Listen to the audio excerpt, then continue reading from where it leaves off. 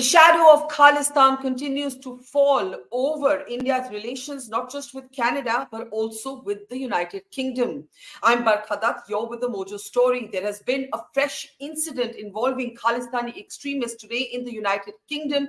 India has called out what it calls a disgraceful incident, one in which the Indian envoy to the United Kingdom, Vikram Doraiswami, was blocked by non-local extremists in Glasgow. Mr. Doraiswami was at a Glasgow gurudwara at the invitation of a Sikh politician, a member of parliament in the Scotland Parliament, as well as the Gurudwara committee of the concerned Gurudwara, when he was violently blocked by these Khalistani extremists. Rather than get into an argument with them, Mr. Doraiswami chose to get back into his car and turn back. He was thus blocked from entering the Gurudwara. Jaishankar, the Foreign Affairs Minister on a tour to the United States, has called out what is happening in Canada, Justin Trudeau's patronage of Khalistani extremists. But of course, this is not limited only to Canada. In the United Kingdom as well, we have seen prior attacks on our High Commission there. And Mr. Jaishankar today is talking about diplomats not being safe.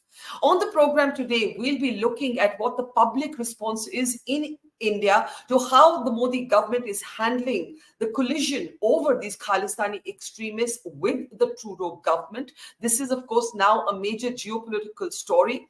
A new Sea Water survey has some very interesting findings on Canada, but also on certain other aspects of domestic politics. So to talk about that and more, let's introduce our newsmaker on the program today, our very favorite political pundit and psephologist, Yashwant Deshmukh, who leads the Sea Water, is back here with us. And Yashwant, it's ironic that while we were here to talk about Canada and the Khalistan factor, we have just today seen India calling out the disgraceful incident that involved the Indian envoy to the United Kingdom. The Indian collision and the hard stance it has taken with Canada is going to have ripple effects in other countries where Khalistani groups are active.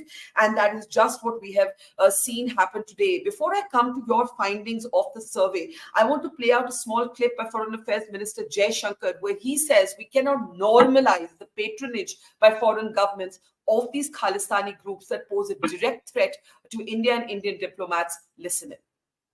Yes, the Canadian Prime Minister made some allegations, initially privately and then publicly. And our response to him, both in private and public, were that what he was alleging was not consistent with our policy. And that if his government had anything relevant and specific they would like us to look into, we were open to looking at it. Now, that's where that conversation is at this point of time.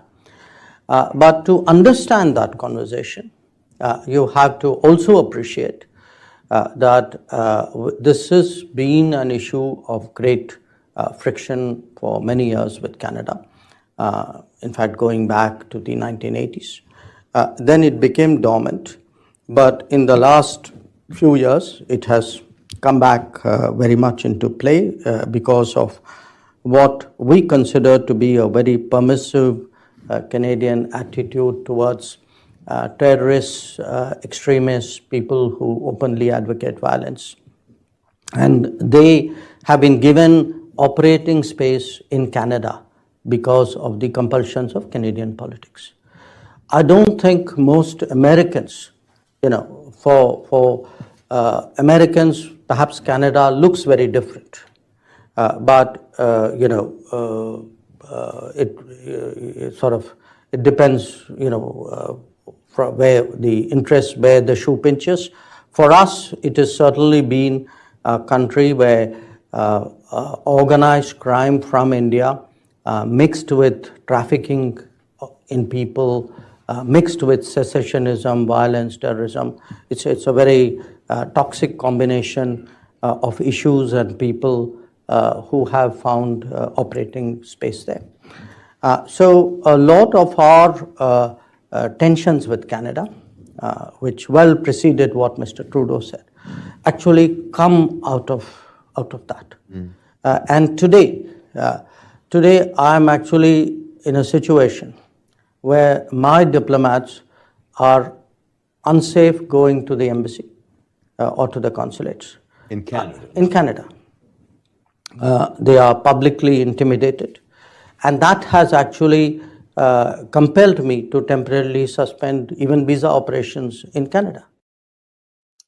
Now, Mr. Jaishankar was Yashwant talking about Canada, but we're seeing the spillover impact on the tensions between India and Canada on the Khalistan issue in Scotland today with the Indian envoy to the United Kingdom. I want to come straight to you in the survey that you have done. There is an overwhelming support in your survey for, in a sense, the position and the response of the government. And it's been very complicated to explain this to sections of the Western media, that even those who do not vote Modi, who do not vote BJP, they don't see this as a BJP Congress issue.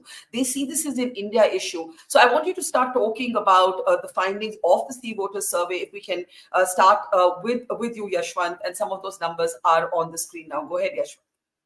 Well, Barkha, so true, because in the last so many years, and particularly in 10 years, we are so used to analyze each and everything from the political partisanship in India. But there have been things around which go beyond the political identities, and this is one of them, certainly. People are very pragmatic, looking at the things alike, in good, bad, and ugly, the way their perception moving.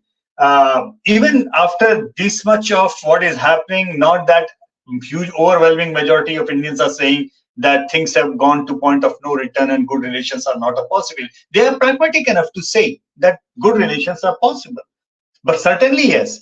And they are very clear that, Indians did not do what Indians are being accused of, But given a chance, should the Indians do it? I mean, it's like I'm kind of amazed with the numbers. Look at the screen. It's like 3-step process. When we ask, do you think that Indians? Can we go back to that slide, because Indians don't believe that India is responsible for eliminating Niger.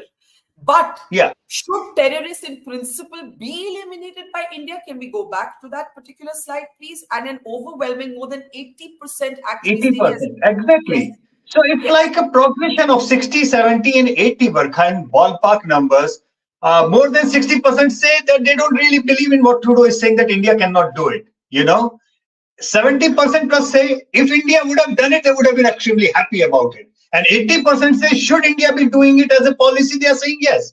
And this is across the party line. So somewhere in this entire episode, I think the West is completely miscalculating, misreading the India side, the way Indians are looking at it, because this particular emotion, what the way would have a typical analyst in the West would have probably understood it is that, okay, it is like Hindu nationalist sentiment under the Prime Minister Modi's prime ministership.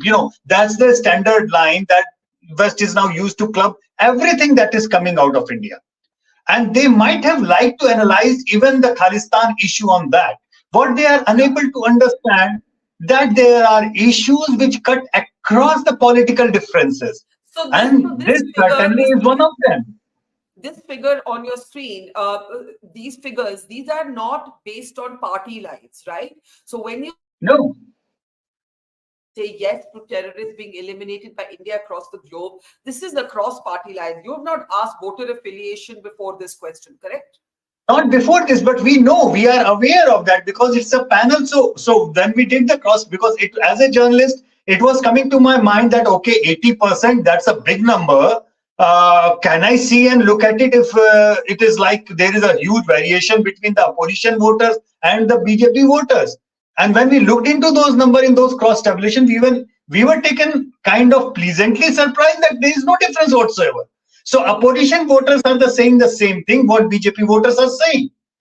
So that is something which is not a startling finding to us. This is what we always kind of thought that this is how Indians are going to behave. But it's a very important finding, because I was telling a friend who was arguing with me on one of the columns I wrote on this issue, and I was very angry about what had happened, about Trudeau, his patronage of terrorists. And I said, everything is not a BJP Congress, Modi versus the rest issue. There are issues in which Indians respond as Indians. And your survey bears that out. And in fact, if we can look at some of the other findings also now, we can go to the next slide. There is also more than, can we bring up the next slide? There's also more than 50%, in fact, nearly 40% who believe that Indian diplomats are in danger in Canada. An overwhelming number of people also believe that Justin Trudeau specifically backs Khalistani extremists. So let's just rotate these slides as you talk about them. Go ahead, Yashwant. Yeah, and this is something which is very important for from the Indian context for the West to understand, Barkha, over here. The friend who might have been arguing with you, probably he needs to look into a very, very opposite sense. For example, let's hypothetically see that, okay, in 2024, BJP has lost the election and Narendra Modi is no more the Prime Minister. India has won, suppose, the Lok Sabha election and Rahul Gandhi is the Prime Minister. Does the West really feel that Rahul Gandhi's impact or Rahul Gandhi's reaction to Trudeau is going to be different from Modi? I mean, if they are living in Lala's land, if they really believe that Rahul Gandhi's grandmother was shot dead by a Khalistani extremist, not Narendra Modi's grandmother was shot dead. So, I mean, if at all, and between Narendra Modi and Rahul Gandhi, the one who is likely to take even more stringent line, it is likely to be Rahul Gandhi. Not because his grandmother was shot dead by a Khalistani, but because of the emotion of the supporters of the Congress party. Yeah. What they need to understand that is, be it a supporter of Rahul Gandhi, be it a supporter of Akhilesh Yadav, or Stalin, or Mamata Banerjee, or Narendra Modi, at the end of the day, no matter which political party they are going to vote for, their emotion and their reaction is going to remain the same on this particular issue. So this is the bipartisan response. Your survey bears that out. And when you were speaking about Rahul Gandhi, I was reminded, of course, about the tableau celebrating the Indira Gandhi assassination in Canada, which the Modi government took up very strongly with the Canadians. Also, another important finding is about Trudeau. I call Justin Trudeau possibly the most disliked world leader in India. I have seen repeatedly that Trudeau triggers something in Indians. He's trying to do this whole Bhangra pop, cultural appropriation with his kurta bazi and all the rest of it. But he is clearly supporting Khalistani extremists, and that is the perception that your survey also bears out. Absolutely, Barkha. And I don't have an updated number on the trust in the country's poll right now, but we do that couple of times every year. By and large, obviously, India-Pakistan story is, age-old and way behind. Of late, in the last few years, the country, in terms of lack of trustworthiness among Indians, which has been China consistently, more than Pakistan, Indians have a larger distrust sentiment against China. But if I have to do this poll today, I would be very interested, and it's a good idea. In fact, we should be carrying out that poll as well.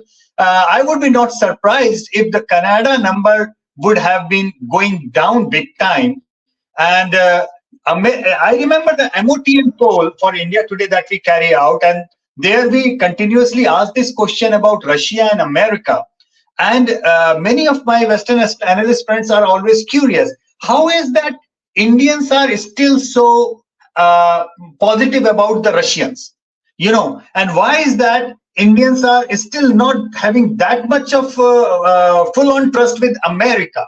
Barkha? Yeah. And it's very easy to understand, but I don't know why they are unable to understand that in our time of crisis, if somebody like Russia who was there with us, Indians remember that. Yes, Americans are a very good friend, but if tomorrow, God forbid, if it comes out that this 5i input, which was actually provided to Canada, based on which the Canadian Prime Minister made all these allegations, happened to be America, then it's difficult for me to explain in that way. Why should the Indians trust them in that way? Yeah. So what I'm In fact, Indo-Canadian commentators have been saying that America is possibly playing a double game, because while Trudeau has not put any evidence in the public domain, the American ambassador to Canada has spoken about intelligence sharing, and it possibly means that Indian diplomats were under the surveillance of the Americans. We don't know. So I think that explains what you're saying. But to briefly go back to more than 83% supporting this action. Now, this is what is very difficult for the West to understand. The Economist and others keep writing, oh, India would be in the company of, let's say, Saudi Arabia. But India would also be in the company of the Americans if India had done this. Of course, yes. Barkha, do you remember the day Osama bin Laden was killed on the Pakistani soil? I think not a single Indian would have been there who did not cheer it up. When any extremist, any militant, any person of that kind of militant and mass murderer kind of image is killed anywhere, people at large are happy about it. What people are unable to understand, that our people, when they die, you are not really happy, or you are not very keen to tag that particular murderer as a murderer. For you, it becomes a activist, it becomes a Sikh leader. For you, he becomes even a modest plumber. I mean, that kind of duplicity is something in this new age is very wide and clear. And imagine the lawyer of Niger giving an open out warnings to the Hindus living in Canada, getting out. These kind of things, Barkha, when they used to play out 20 years back in the when there was no social media, the digital divide was huge, and things used to take time to travel across in terms of news and opinions. In today's age and time, you just cannot play those games with the public psyche anymore, particularly when there are people who in the recent past have been at the receiving end of militancy in that brutal terms. The number of Hindus that were killed in Khalistani machinery in that way, they just, those families are still there. Families of the Kanishka, I was just going to say that the heartbreaking thing for me has been talking to the wife of one of the pilots of the Kanishka bombing. She's a Sikh herself. And she said, "Hame nahi chahiye, yahan kisi ko Khalistan nahi chahiye." Another person I interviewed was 17 years old when his entire family was killed on board Air India 182, known as Kanishka. This is the wife of Captain Bhinder. He was flying the plane, and she is a Sardarni herself. And she came on our interview and she said, "I want Justin Trudeau to know that no one here wants Khalistan. Khalistan is a diaspora story. Khalistan is not an Indian story." Even in the diaspora, Barkha, I am absolutely sure. And I wrote a piece about this one, about why the numbers are not tagging up. Barkha, because even in the diaspora thing, everybody feels, or at least the West feels, that all the Sikhs living in Canada are in favor of Khalistan. I'm sorry, that's not the case. I don't know whom they are fooling in having that kind of assumption. And particularly keeping in mind that all the families living over there have a family or people living over here. And Sikhs in India, Barkha, is not really a story of Sikhs living in Punjab. The number of Sikhs that are living in rest of the Indian states is so huge that they cannot calibrate this information in their heads properly. The numbers of Sikhs today coming out, Tamil-speaking Sikhs coming out for Stalin's political rally would be bigger than the people who are voting in the referendum over there in Brampton. And I'm saying it because I've written a piece, I've given the numbers.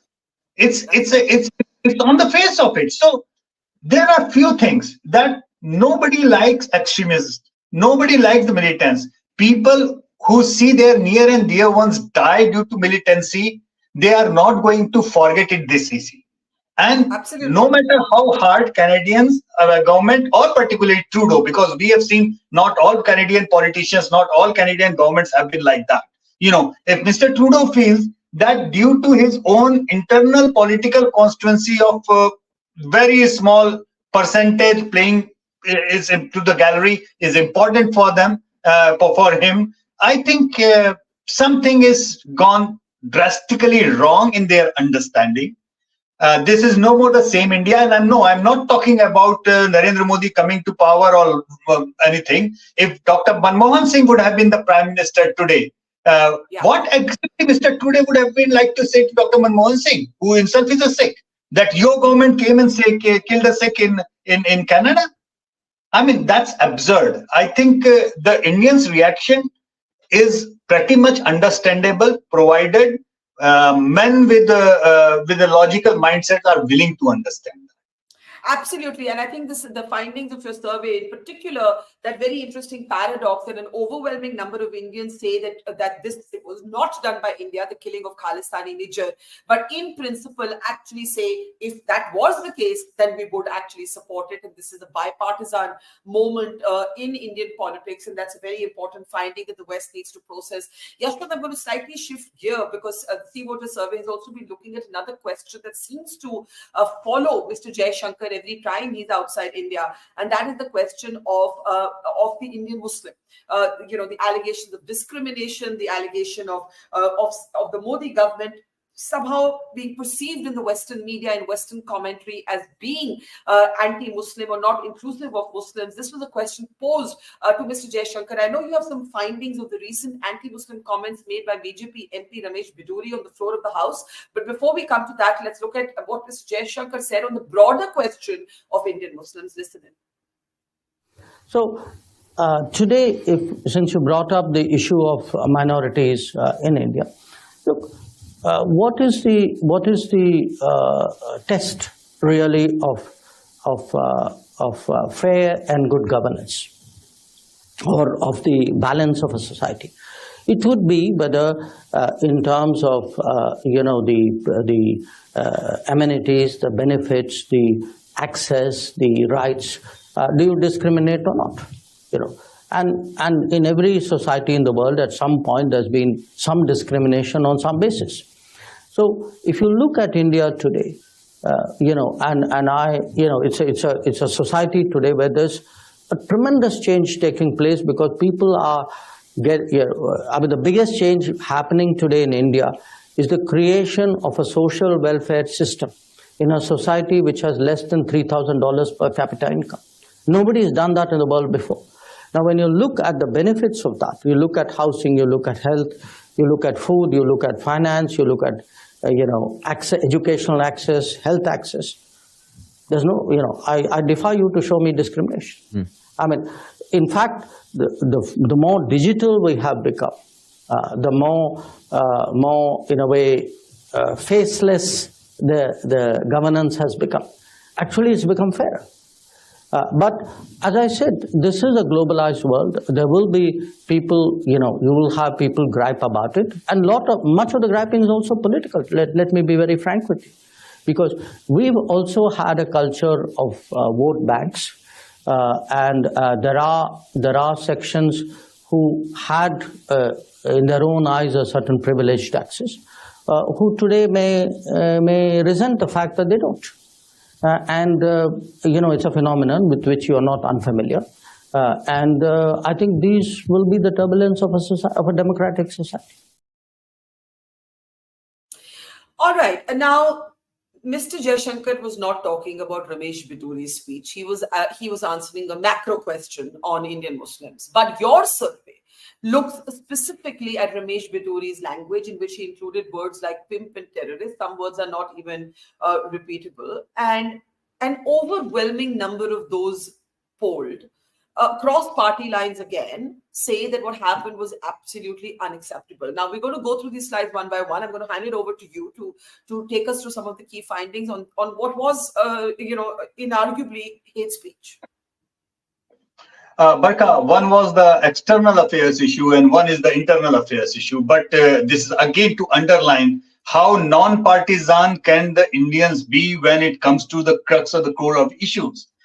This two-thirds overwhelming majority of people who would say it's absolutely unacceptable, somewhat unacceptable, only 7.6 of the extremist side that they say it's acceptable.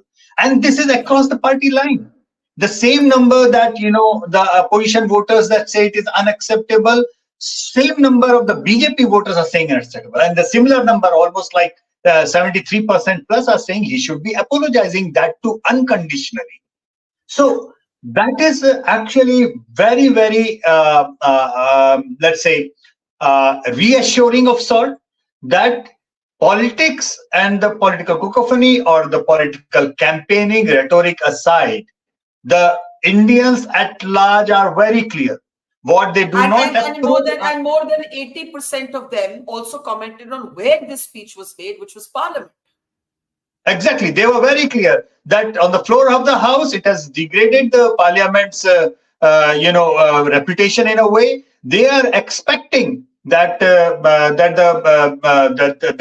the Speaker would take a stringent decision on that one. In fact, an overwhelming majority says either he's to be immediately suspended. There should be a law, and there should be even lifetime bar on people making these kind of comments on the floor of the House. They are going to that extent. This is a very interesting number on the screen. Most people want an immediate suspension of Ramesh Bidhuri.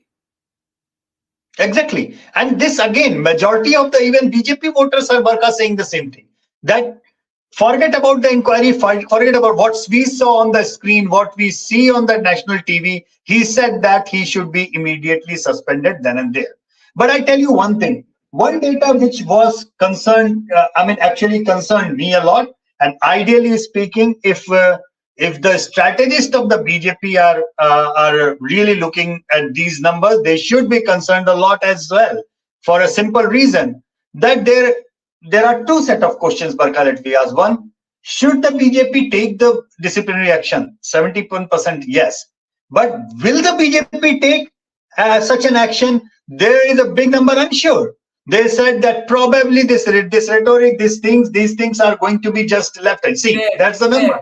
41% saying no, they don't believe. So 71% saying BJP should be taking a decision, a disciplinary action, and half of those number wipes out when they ask, will the BJP do so?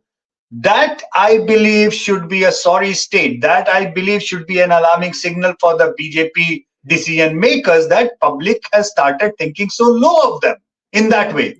So unless they do not take any decision on Bidhuri and they prove public right, this is not going to help them. I'm not saying that this is a decision, this is an issue which is going to change the entire 2024 election or anything. Yeah, but cumulatively speaking, this is something which will add up to the disappointment of even the BJP supporters. Yeah, I want to actually bring up the slides of how you looked at this data through the eyes of NDA voters, if we can have that. Because, one of the things that's sometimes said is that the BJP doesn't act because, okay, hang on. So will this damage BJP's efforts to woo Pasmanda Muslims? And more than 65% actually say yes. But these are all NDA voters. These are NDA voters who are saying Bidhuri's remarks are going to damage BJP's efforts to woo Pasmanda Muslims. NDA voters also disapprove. This isn't just Congress voters saying what Bidhuri did was wrong. Even NDA voters, and we have that slide, also disapprove of what Bidhuri said and find it absolutely unacceptable. Can we go to NDA voters? Yes, 62.5% of NDA voters want BJP to. Can we go to the next slide, please? Yes, should BJP take disciplinary action against Bidhuri? 62.5% of NDA voters. I wanted to talk about this because Ramesh Bidhuri was just given some poll responsibility in Rajasthan, even while the show cause notice against him is yet to be answered. These are the NDA's own voters. Exactly, and I don't think these numbers are anywhere near celebratory remarks. If the BJP is thinking that, okay, this is like another way of putting up a Hindutva mascot in front of the people, and it is going to help them. I think they are reading it wrong. Somewhere down the line, people have that sense of deep sense of what is acceptable and what is absolutely unacceptable. Down the line, people understand that some things are wrong. Something in the society, in the heat of the movement, in the bahasbaji outside, in the mohalla street, thug levelry kind of thing, people say that they name it that way. On the floor of the house, the decorum has to be maintained. where people look into the parliamentarians that they will behave in a certain manner as their representative. If the people are not finding them good enough, and I mean, it pains me to say, the gentleman is elected by South Delhi Lok Sabha seat, the elitist of the elite, if India can see it in that way. I don't think people are approving of that. And it is heartening, actually, Barkha, to see that such an overwhelming number of the BJP and NDA voters are unaccepting that, are saying loud and clear, this is wrong and this should not go unpunished. Final question on this. The BJP has a clear message in this survey. Their own voters, overwhelming majority, does not approve of what Bidhuri said. The BJP then would be well advised to pay attention to these numbers instead of conflating noise on social media, where some people may have said, kya galat hai, and what about Udaynidhi Stalin also said this. Udaynidhi Stalin is facing a legal case for his comments on Sanatan Dharma, right? So my question to you is, if you were to look at these numbers politically and decode them for the BJP, what would be the one big political message from these numbers? I think there is a very big political message for the BJP and the opposition alike. When we did a snap poll on the Sanatan Dharma, equally large number of people who were opposition voters said what Stalin said was wrong, should not have been said, and he should apologize. And equally bigger number of BJP voters are saying what Mr. Bidhuri has said is completely unaccepted, and he should unconditionally apologize. If not, he should be disqualified, he should be thrown out. So people are very clear in their mind. What is funny here, Barkha, neither the BJP leader nor the opposition somehow on some of the issues, they are not clear. And that is what amazes me on that way, that one might think of some kind of polarization politics, which helps them sometimes, understandable. People play ideological crowds, understandable. That is also fine. But even while saying, and I say it with full responsibility, Barkha, that worst of the things can be said in the most civil way. We all agree to disagree, but there are Lakshman Rekhas, which are never to be crossed, and I think this was one Lakshman Rekha which was crossed, and public is not accepting that. I will say in the end, when I say thank you to you, Yashwant, is that both your surveys on the external dimension and the internal dimension reflect to me the great wisdom of the Indian voter, that on issues that really matter, Indians can come together. And even on divisive issues, politically, people who are polling on Ramesh Bidhuri may be poles apart, but they're able to find a common ground, both on how to respond externally and how to respond internally. Is the wisdom, the sagacity of the Indian voter, the maturity of the Indian citizen. And that's very important takeaway. Thank you so much, Yashwant. It's always great talking to you, and we look forward to your new findings on the assembly-bound states, and we'll have you back very soon. Thank you and have a great weekend. Take care, Yashwant. Take care. Thank you. It's great to see you here. Thank you for watching our work. If you haven't subscribed yet, don't forget to click the bell icon and subscribe to Mojo Story and support independent, robust journalism.